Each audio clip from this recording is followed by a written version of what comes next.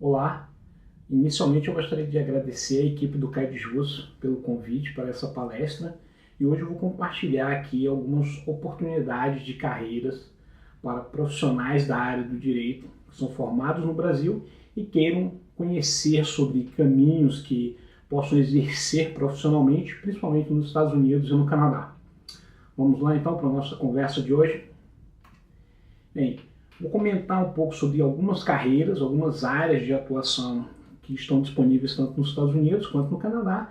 Comentarei também sobre preparação, como você pode se preparar para assumir posições nessas áreas comentadas, e como bônus aí eu vou falar um pouco sobre quais os caminhos para que o advogado brasileiro se torne também advogado nos Estados Unidos. Ok? Então, vamos primeiro falar aqui a nossa primeira parte sobre quais carreiras que a gente tem oportunidade, onde você, advogado brasileiro, vai usar a tua expertise, o teu conhecimento também, tanto nos Estados Unidos quanto no Canadá.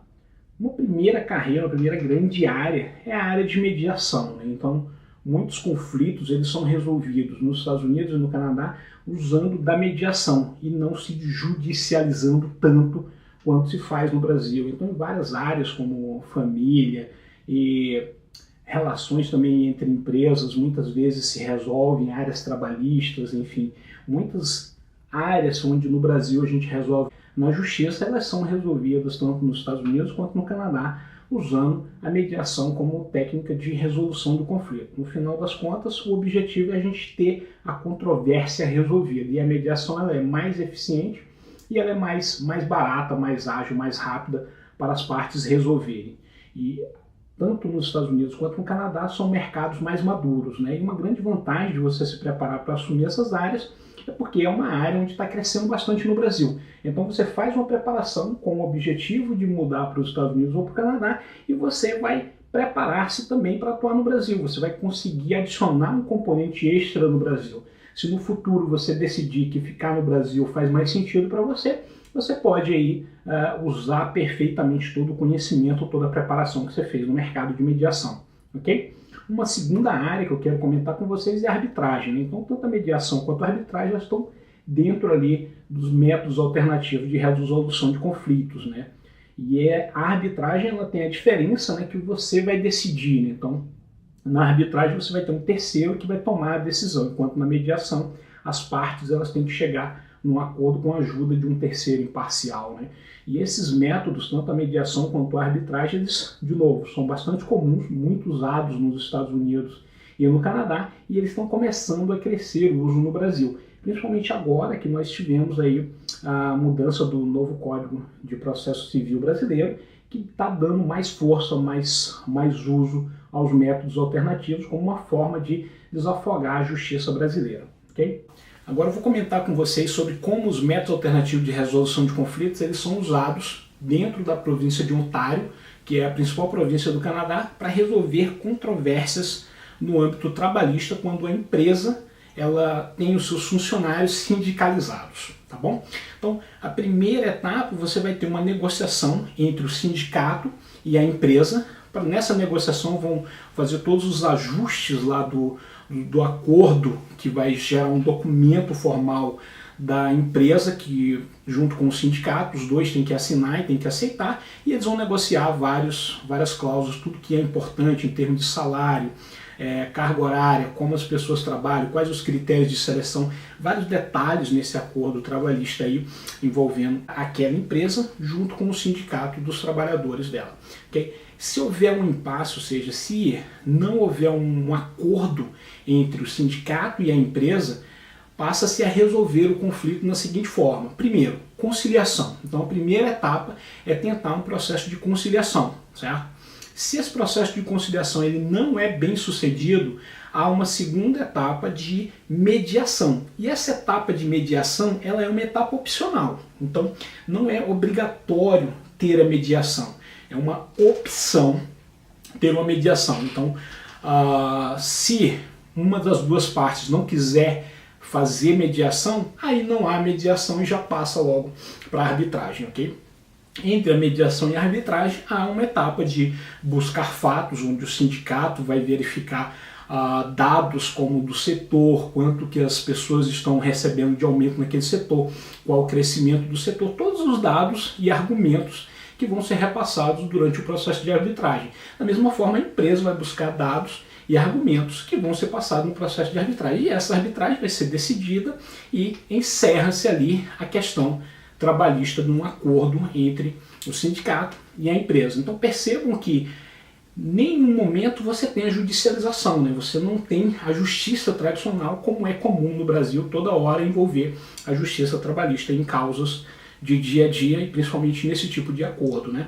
Então você tem a negociação, nós temos a conciliação, a mediação e a arbitragem, né?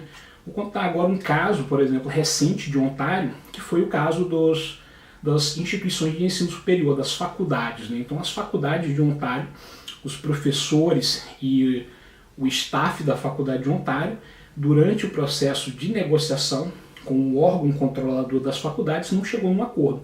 Então o sindicato, ele tinha umas propostas, tinha alguns pontos, não só questões salarial, mas questões de equivalência de salário de professor tempo parcial, com professor tempo integral, de dar mais poder para o professor, enfim, várias questões outras que não eram meramente financeiras. E durante o processo de negociação, eles não conseguiram chegar num acordo. Entraram na conciliação. Conciliação também não resolveu. E aí eles entraram em greve, ou seja, os funcionários, os professores, principalmente os professores, entraram em greve. Quando os professores entraram em greve, ainda estava acontecendo o processo de mediação. Então, continuou o processo de mediação normal, os professores entraram em greve, ficaram em greve por mais de 5 semanas, né? E aí, curiosidade, né? Não há remuneração para os professores grevistas, ou seja, aqueles professores que são professores de tempo integral, eles ficaram sem aqueles dias, sem receber, e aquele dinheiro eles nunca vão receber ele, mesmo quando eles voltam, os tempo integral, né? Os professores são professores horistas, aí eles vão voltar, vão dar as suas aulas, vão repor as aulas e vão ganhar normalmente. Mas vamos voltar à história, como foi resolvido. Durante a mediação, as partes também não chegaram num acordo, então o órgão que controla as faculdades de Ontário, ele não chegou num acordo com o sindicato, e aí o que aconteceu foi que eles passaram para a arbitragem. Então encerraram a negociação, a mediação, e passaram para a arbitragem. Durante o processo, o governo fez com que voltasse todo mundo ao trabalho, então eles voltaram ao trabalho, voltaram a trabalhar, e aí eles vão voltar a receber o salário normalmente, e aí está acontecendo o processo de arbitragem com os professores voltando a trabalhar. Tá? Então, nesse caso, foi um caso recente, do final do ano passado, em Ontário, aconteceu todos esses métodos, negociação, conciliação, mediação, e aí chegou na arbitragem como um último recurso para resolver. E o que a arbitragem resolver está definido para aquele caso, ok? Esse modelo ele é comum em outras províncias do Canadá e também há uma semelhança com alguns estados nos Estados Unidos, tá?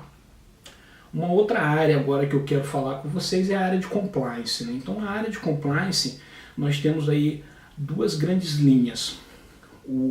A empresa atuar em conformidade com a sua governança corporativa, com o que o seu conselho define, e a empresa atuar em conformidade com a regulação do Estado, né? Com o que o Estado regula aquele setor e a empresa obedece àquela regulação daquele setor e atua aí de forma social e ética também, tá?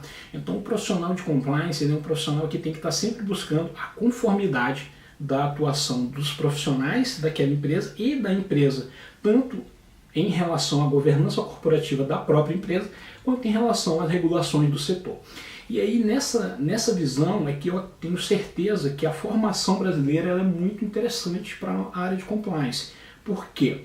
A nossa formação jurídica ela é uma formação muito baseada num Estado regulador, num Estado que controla cada detalhe da vida das pessoas, num Estado que limita muito a atuação das empresas no Brasil. Diferente do Estado norte-americano e canadense, onde a liberdade econômica ela é bem maior. Então a mentalidade do advogado brasileiro ela é muito da regulação. E a mentalidade do advogado americano ele já é muito já de quais casos, quais histórias, como a justiça vem decidindo daquela forma. Então você, profissional do direito brasileiro, você tem um mindset que é adequado para trabalhar com compliance. E há vários setores que precisam de profissionais de compliance e precisam dessa mentalidade de obedecer à regulação. Então, por isso eu adiciono aqui como uma terceira área, a área de compliance, para que você reflita se faz sentido para você entrar nessa área.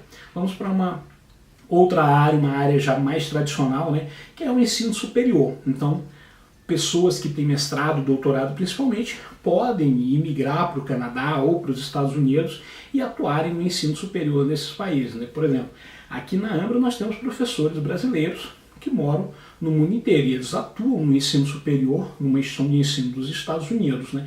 E outras instituições de ensino nos Estados Unidos e no Canadá possuem cursos onde você, profissional brasileiro das ciências jurídicas, pode ter o seu conhecimento bem utilizado em áreas como ciências jurídicas, criminal justice e cursos de paralegal, né? Quer dizer, você não tem o conhecimento do direito americano nem do direito canadense para ensinar, mas eu não estou dizendo que você vai virar professor para advogado dos Estados Unidos e do Canadá. Não necessariamente, você pode até fazer isso desde que você faça um doutorado na área. Mas você, mesmo com a tua formação, principalmente professores que têm uma formação complementar, onde conseguem adicionar sociologia, ou filosofia, ou ciência política, começam a ampliar aí o leque de disciplinas que você vai poder atuar como professor, tanto nos Estados Unidos quanto no Canadá, ok? Uma outra área, uma área super interessante é o mundo dos negócios, né? Então é sempre possível a gente entrar no mundo dos negócios, né? Ou seja, eu posso virar empreendedor, ou eu posso trabalhar com gestão de pessoas, eu posso trabalhar com marketing, eu posso trabalhar com vendas, eu posso trabalhar com gestão de operações. Então muitas vezes nós temos uma formação e a gente tem outras competências, outras habilidades que são complementares e podem abrir portas, né? Eu, por exemplo, eu não sou formado em pedagogia, mas a minha atuação profissional ela é na área de educação, né? Então eu atuo na intersecção entre três áreas, que é a estratégia, né, a educação e a tecnologia. Então na junção dessas três áreas, estratégia, educação e tecnologia, é um subnicho que eu profissionalmente atuo, ainda que eu não tenha uma formação em pedagogia, tá? Então a minha carreira, a minha história de vida levou para atuar nisso. Então muitas pessoas que são formadas em direito podem ter pessoas que, por exemplo, já trabalhou com venda de imóveis, pode trabalhar com venda de imóveis nos Estados Unidos, e isso vai ter uma carreira que pode ser muito bem sucedida, tá? Então você pode entrar em várias áreas do mundo dos negócios ou pode empreender nos Estados Unidos ou no Canadá, né? Uma área que eu chamo de mundo dos negócios, por exemplo, é você abrir uma consultoria para vender serviços jurídicos, né, para empresas estadunidenses ou canadenses que queiram fazer negócios com o Brasil. Então eu tenho uma empresa no Canadá e eu quero entender como funciona o sistema tributário brasileiro. Então você pode vender o serviço de oferta de consultoria jurídica, né? Só que aí o grande valor disso não está na tua técnica jurídica, o valor disso está no mundo dos negócios, na técnica de fazer contratos, de vender aquele serviço, de ofertar aquela consultoria. Esse é que é o item de mais valor e o item mais difícil de ser superado, tá? Ok? Então o mundo dos negócios é muito mais amplo e eu recomendo também que você coloque ele no seu radar. Ótimo? Então eu citei 5 áreas de atuação que são diferentes de simplesmente atuar como advogado, né? Então o meu objetivo é que você abra sua mente, comece a pensar de forma mais ampla e não somente eu sou advogado no Brasil, eu quero ser advogado nos Estados Unidos ou eu quero ser advogado no Canadá. Não tem problema nenhum se essa for a sua visão, mas considere também essas outras áreas. Considere mediação, considere arbitragem, considere a área de compliance, considere entrar no ensino superior, principalmente se você já tem experiência no ensino superior do Brasil, né? E considere também aí o mundo dos negócios de forma mais ampla, já que você está mudando de um país onde a liberdade econômica ela é bem mais restrita para um país onde o mundo dos negócios é mais amplo, que vai ser Estados Unidos ou Canadá. O importante é que você pense também que você tem que se preparar para essa mudança, né? Então, pode ser recomendado que você faça um mestrado, tá? Então, se você quiser atuar em compliance, você pode fazer um mestrado em compliance ou um mestrado em ciências jurídicas, que pode ter uma ênfase em compliance. Se você quiser atuar com métodos alternativos de resolução de conflitos, é recomendável que você faça um mestrado em métodos alternativos de resolução de conflitos, ou um mestrado em ciências jurídicas que vá adicionar ali componentes e conhecimento de arbitragem, mediação, arbitragem internacional e outras técnicas de resolução de conflitos. Se você for entrar no mundo dos negócios, aí eu recomendo que você faça um MBA americano ou canadense, né? E o interessante é que, principalmente nessa área de mestrado, você pode considerar estudar mesmo estando no Brasil. Então você pode começar do Brasil, fazer um mestrado, ou em compliance, ou em métodos alternativos, ou um MBA, e começar a criar condições para imigrar e ter uma carreira nos Estados Unidos e no Canadá, que vai ser uma carreira que vai poder ter grande sucesso, principalmente se você está muito mais preparado. E ao longo dessa preparação, se mudar algo e você decidir ficar no Brasil, o que você adicionou de competência, de conhecimento, informação e compliance tem uso no Brasil. O que você adicionou também de mediação também pode ter uso no Brasil. Então não fica uma mudança onde você adiciona um componente que só tem sentido se você imigrar. Não, se você faz um mestrado em compliance numa instituição dos Estados Unidos da América, via internet, por exemplo, morando no Brasil, isso vai ter resultado para você atuar profissionalmente no Brasil também. E vai, em paralelo, ampliar as condições para você ter uma carreira nos Estados Unidos ou no Canadá, ok? Bem, agora vamos para a nossa última parte aqui dessa palestra, né? Então, eu vou falar agora um pouco mais sobre como advogar nos Estados Unidos, né? Então, nós comentamos nessa primeira parte 5 áreas de atuação, que são áreas em torno dessa advocacia, né, que vão usar o teu conhecimento jurídico, mas você não vai ter uma carteirinha de advogado, né? Então agora eu vou falar sobre como advogar, não mais nos Estados Unidos e Canadá, mas somente nos Estados Unidos. Então como você, advogado brasileiro, se torna advogado nos Estados Unidos. Importante que o que eu vou falar só vale para quem já é advogado brasileiro, tá? Não vale para nenhuma outra pessoa. Então, qual o caminho que um advogado brasileiro pode ter para advogar nos Estados Unidos? São 3 grandes caminhos. O primeiro caminho é fazer um curso de direito americano, tá? Então você faz um curso de direito americano e você vai poder virar um advogado nos Estados Unidos em qualquer um dos 50 estados, tá? Esse curso ele vai ser um curso de 3 anos de duração. Você vai ter que fazer uma prova onde vai medir questões de raciocínio lógico, de capacidade de expressão, e vai também ter uma parte escrita que vai ser enviada para a faculdade de Direito, que vai avaliar. Então, uma prova padronizada para entrar na faculdade de Direito nos Estados Unidos, e ao longo da faculdade você vai estudar por 3 anos full time. E esse full time, gente, é realmente full time mesmo, você não vai conseguir trabalhar, tá? Se você quiser trabalhar meio período, você vai ter que ampliar o tempo de estudo dessa faculdade para 4 anos, por exemplo, ou até mais de 4 anos. E aí você vai ter que ver qual instituição de ensino que permite que você faça isso, ok?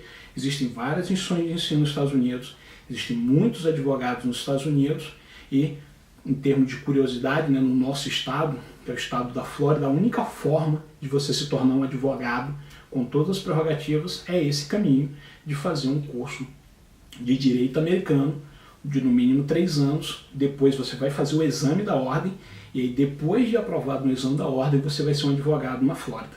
Uma curiosidade, né, é que, diferentemente do Brasil, onde eu faço um exame, e ainda que eu me inscreva na ordem de um estado, na seccional de um estado, eu consigo advogar em qualquer canto do Brasil, né? Nos Estados Unidos, não.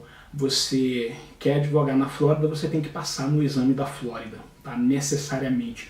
Alguns estados possuem reciprocidade, ou seja, um advogado do estado A advoga também no estado B, mesmo tendo aprovado só no estado A. E os advogados do estado B advogam também naquele estado. Mas isso, via de regra, a forma de você se tornar advogado em um dos Estados Unidos é você passar no exame de ordem naquele estado. E a maioria dos estados, a única forma para você fazer o exame de ordem é você ter concluído um curso de direito americano, ok? Outros estados, como por exemplo o estado de Nova York, ele é muito comum, ele permite que você faça um LLM, que é um mestrado profissionalizante, tá? E desse mestrado profissionalizante, principalmente focado em advogados formados no exterior, ele vai te habilitar a prestar o exame da ordem no estado de Nova York, tá? Então, você pode, por ser advogado brasileiro, fazer um LLM. Existem instituições em todos os Estados Unidos, existem instituições que ofertam isso integralmente pela internet, e você faz esse curso integralmente pela internet, você vai estar qualificado, habilitado para fazer o exame da ordem em Nova York. E aí você vai poder advogar no estado de Nova York, ou se você quiser advogar em algum outro estado, aí só com causas federais, como por exemplo imigração. Tá? E um último caminho é que a Califórnia tem uma forma mais ágil, né, de permitir que advogados estrangeiros advoguem também na Califórnia, né, e essa forma mais ágil aí, ela vai possibilitar que você praticamente faça só o exame da ordem na Califórnia, tá? E a ordem dos advogados nos Estados Unidos, ela chama de bar, tá? Então não é o bar aquele bar que a gente vai para tomar um chopp, tá? Então é como se fosse a OAB. E a OAB dos Estados Unidos, aí mais curiosidade, ela tem muito poder, assim como a OAB brasileira. E uma outra curiosidade é que os meus amigos brasileiros sempre falam que o problema do Brasil é que tem muito advogado. Eu falo, se for por isso, também temos problemas nos Estados Unidos. Por exemplo, na Flórida, nós temos 20 milhões de habitantes e nós temos mais de 100 mil advogados, tá? Então, é como se no Brasil tivesse aí uns 1 milhão e 100 mil advogados. Essa seria a proporção do estado da Flórida. Então, na Flórida, 20 milhões de habitantes, temos mais de 100 mil advogados. A quantidade de advogados nos Estados Unidos, ela é grande também, tá? E, principalmente, uma outra diferença é que é mais agressivo do ponto de vista de competição pela captação de clientes, tá? Porque você tem propaganda em rádio, você tem outdoor, então fica mais agressivo para os escritórios mais fortes terem condições de fazerem propagandas e captarem clientes, ok? Bem, ótimo. Agora que a gente já tratou sobre como advogar nos Estados Unidos de forma resumida, quais os caminhos para você, advogado brasileiro, se tornar advogado nos Estados Unidos. Então, repito, isso é só para quem é advogado brasileiro, esses caminhos que eu tratei, tá? Ele não vale para quem não é advogado brasileiro. Então, qual é o melhor caminho para você? Bem, depende, né? Eu estou falando aqui para várias pessoas. Eu não sei qual é o seu perfil, eu não sei qual é a sua formação, qual é a sua atuação profissional. Você é uma pessoa mais diplomática, que gosta de conversar com as pessoas, de resolver os problemas. Você é alguém que gosta mais de ficar procurando detalhes, né? Então, depende muito de quem você é, do que você prefere, de qual é a sua formação, e escolher uma dessas 6 áreas, né? Então, coloquei 5 áreas alternativas e uma área que é como advogar. Depende de quais recursos você tem em termos financeiro, em termos de tempo. Você tem tempo para fazer um curso de direito americano? Vai ser 3 anos, tá? Você tem dinheiro para fazer isso, então esse curso ele vai te custar aí mais de 100 mil dólares para você fazer um curso de direito americano, tá? Se você for para um LLM, já vai reduzir para 40 mil dólares, né? Então, de repente, para você fazer um mestrado em mediação ou em compliance, vai ser muito mais rápido, e aí você consegue fazer essa preparação do Brasil. A preparação do mestrado profissionalizante para advogado, você também consegue fazer do Brasil. Existem opções aí online que vão habilitar você a se tornar advogado em Nova York, tá? Então, quais são as suas características pessoais, profissionais, a tua qualificação, um processo de autoconhecimento do que é importante para você, de quais aspectos você não abre mão, né? Então, tem gente que não abre mão de ser advogado. Então, se a pessoa que não abre mão da prerrogativa de advogado, então só tem um caminho para ela. Agora, outra pessoa fala assim, não, eu adoro o direito, eu sou apaixonado pelo direito, mas eu posso virar professor. Ótimo, então você já tem o caminho de ser professor. Uma outra pessoa pode virar mediador, uma outra pessoa pode trabalhar com compliance. Então, depende muito de o que é importante para você, de quem você é, o que você valoriza e o que você já tem, né, de qualificações, tá? O que eu recomendo é sempre considerar uma formação aí, ou nos Estados Unidos ou no Canadá, principalmente um mestrado, seja ele um mestrado acadêmico ou um mestrado profissionalizante, para acelerar as chances de sucesso na área que você escolher, ok? Bem, muito obrigado por acompanhar essa palestra. Mais uma vez, obrigado ao CAED Jus, né? Eu sou Alfredo Freitas, eu sou cofundador da Ambra College, que é uma instituição de ensino dos Estados Unidos da América, dedicada a qualificar brasileiros nas áreas de ciências jurídicas e nas áreas do mundo dos negócios. Muito obrigado.